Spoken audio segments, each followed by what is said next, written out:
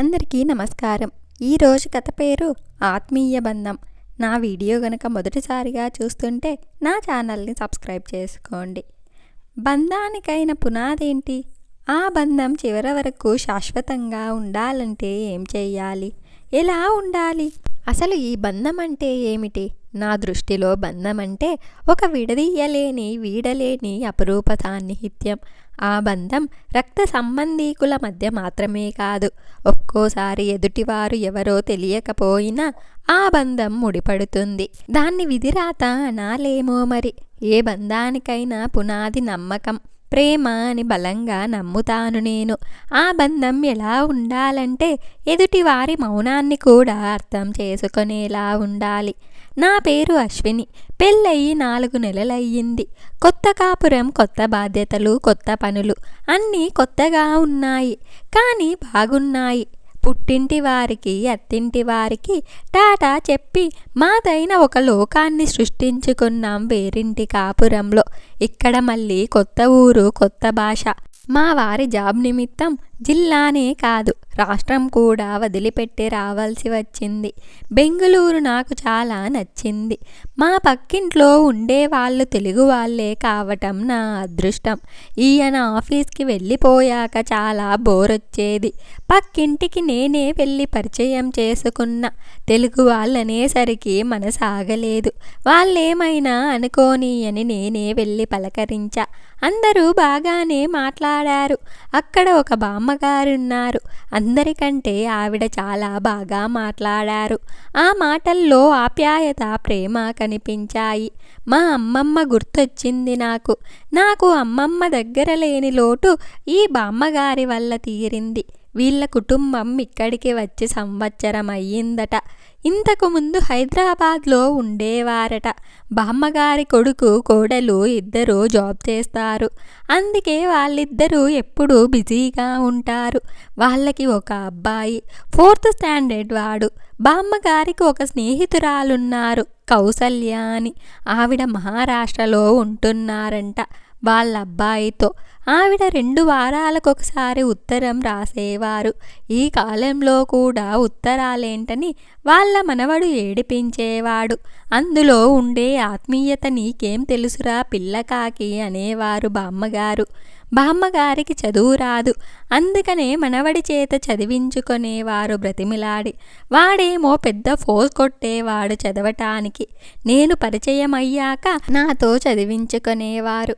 ఒకసారి కాదు, మళ్ళీ ఉత్తరం వచ్చే వరకు రోజుకొకసారైనా ఆ స్నేహితులిద్దరి ఆత్మీయ బంధం నాకు చాలా అపురూపంగా అనిపించేది. ఎప్పుడైనా ఒకసారి నాతో ఉత్తరం రాయించి పోస్టు చేయించేవారు. వచ్చే నెల నేను ఊరు వెళ్ళి 20 రోజుల తర్వాత వస్తా అని చెప్పాను బామ్మగారికి. ఆవిడ చాలా దిగులు పడిపోయారు. బామ్మగారు నేను పని చెప్తా చేస్తారా అని అడిగాను. చెప్పమ్మా అన్నారు బామ్మగారు. నా వీడియో చూసే ముందు ఒక లైక్ చేసి స్టోరీ చివరి వరకు చూసి ఎలా ఉందో కామెంట్ చేయండి. మీరు చేసే ఒక లైక్, ఒక కామెంట్ వలన మరిన్ని ఇంట్రెస్టింగ్ వీడియోస్ చేయాలనిపిస్తుంది. నేను మీకు రాయటం, చదవటం నేర్పిస్తా. నేను చెప్పినట్లుగా విని మీరు నేర్చుకోవాలి అన్నాను. బామ్మగారు కొద్దిసేపు మౌనంగా ఉండి సరే అన్నారు. నాకు చాలా సంతోషంగా అనిపించింది. ఈ వయసులో నాకు చదివేంటి అని రొటీన్ డైలాగ్ అనందుకు. ఆ క్షణం నుండే చదువు మొదలు పెట్టేశాం. బామ్మగారు చాలా ఫాస్ట్ లెర్నర్. ఒకసారి చూపిస్తే వెంటనే నేర్చుకొని రాయటమే కాదు, మర్చిపోయేవారు కూడా కాదు. ఆవిడకి చదువు మీద ఉన్న శ్రద్ధ, ఆసక్తి చూసి చాలా ఆశ్చర్యం అనిపించేది. నాకు అర్థమయ్యిందేమిటంటే ఆవిడకి ఎప్పటినుంచో చదువుకోవాలనే ఆసక్తి ఉంది, కానీ అడగలేకపోయారు. ఇప్పుడు అవకాశం వచ్చేసరికి వెంటనే దాన్ని సద్వినియోగం చేసుకున్నారు. నేను వెళ్ళే సమయానికి అక్షరాలతో పాటు గుణింతాలు కూడా నేర్చేసుకున్నారు. కొన్ని పదాలు నేర్పించి నా దగ్గర ఉన్న ఒక తెలుగు పుస్తకం ఇచ్చి చదవటం ప్రాక్టీస్ చెయ్యమని ఊరికి వెళ్ళిపోయాను. నేనొచ్చేసరికి పదాలు రాయటం వచ్చేసింది, చదవటం కూడా చాలా వరకు వచ్చేసింది. అక్కడక్కడ మాత్రమే తప్పులు వస్తున్నాయి. మరో నెల గడిచేసరికి బామ్మగారికి చదవటం రాయటం చాలా బాగా వచ్చింది. వాళ్ళ ఫ్రెండ్ రాసిన ఉత్తరం తనే చదువుకున్నారు. అది చదివాక ఆవిడ సంతోషం చెప్పలేనిది కాదు. ఆ ఆనందంతో ఏడ్చేశారు కూడా. ఓదార్చడం నా వంతయ్యింది. బామ్మగారు కూడా వాళ్ళ ఫ్రెండ్కి ఉత్తరం రాయటం మొదలుపెట్టారు. ఆ ఉత్తరాలలో నా గురించి కూడా ఉండేది. ఇద్దరూ నన్ను పొగుడుతూ థ్యాంక్స్ చెప్తూ ఉండేవారు. 2 సంవత్సరాలు గడిచాయి. నేను నెల తప్పాను. ఇక మా సంతోషానికి అవధులు లేవు. బామ్మగారైతే అసలు వదలట్లేదు. ఎంత గారాబం చేశారో నన్ను. ఎన్ని రకాల వంటలు చేసి తినిపించేవారో. ఆ ప్రేమానుబంధం చెప్పటానికి కూడా రావటం లేదు. నేను డెలివరీకి వెళ్ళాను. బామ్మగారిని విడిచి వెళ్ళటానికి మనసు రాలేదు. ఇద్దరం ఒకరికొకరం ఓదార్చుకున్నాం. మా వారు ఏడిపించారు సరదాగా మమ్మల్నిద్దరిని. అప్పుడప్పుడు ఫోన్లో మాట్లాడుకునే వాళ్ళం నేను బామ్మగారు. Delivery date దగ్గరికొచ్చింది. 10 రోజుల నుండి ఫోన్ చెయ్యలేదు బామ్మగారికి. చుట్టాల హడావిడి వల్ల ఎవరో ఒకరు వస్తూ ఉండేవారు. మా వారితో కూడా తిన్నారా బావున్నారా అని తప్ప వేరే ఏం మాట్లాడటానికి ఉండేది కాదు. డెలివరీ అయ్యింది. పండంటి పాప పుట్టింది. ఈ సంతోషకరమైన విషయం చెప్దామంటే బామ్మగారు వాళ్ళ చుట్టాలింటికి వెళ్ళారంట. పాపకి 3వ నెల వచ్చాక బెంగుళూరు వెళ్ళాను. నన్ని పాపని చూడటానికి వచ్చిన బామ్మగారి కోడల్ని ఆవిడ గురించి అడిగాను.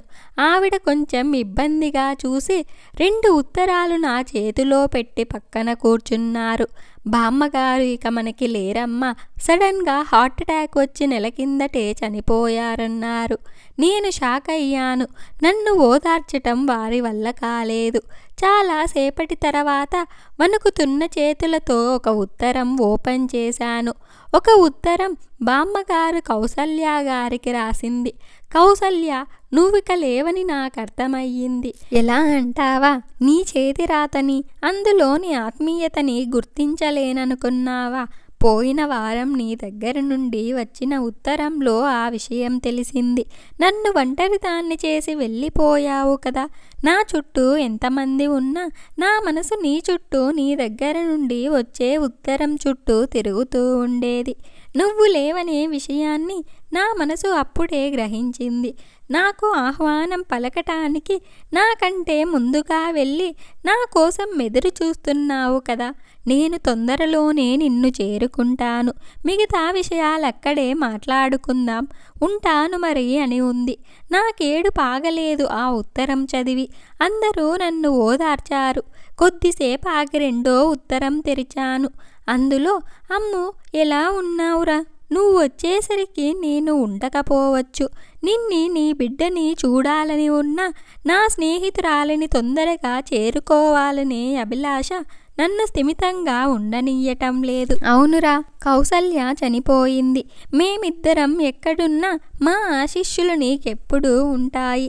నీ వల్లే చదువుకోవాలని నా కోరిక తీరింది. ఆ రుణం తీర్చుకోలేనిది.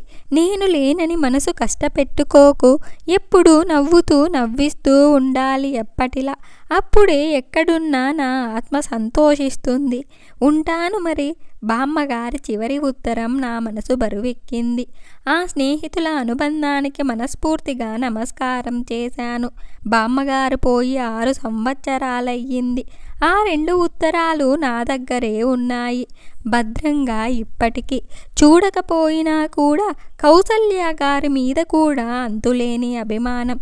తను చనిపోతే ఆ విషయం స్నేహితురాలికి తెలిస్తే తట్టుకోలేదని తను రాసినట్లుగా ఉత్తరాలు రాయమని కొడుకు దగ్గర మాట తీసుకుని చనిపోయారు. ఒకరిపై ఒకరికి ఉన్న ఆ ప్రేమ మనసును తట్టి కంట నీరు తెప్పిస్తుంది. నాకు ఆ ఉత్తరాలు చదివినప్పుడల్లా ఇలా జరుగుతూనే ఉంది. ఈ కథ ఇంతటితో ముగిసింది. నా వీడియో కనుక మీకు నచ్చినట్లయితే ఒక లైక్ చేసి స్టోరీ ఎలా ఉందో కామెంట్ చేయండి.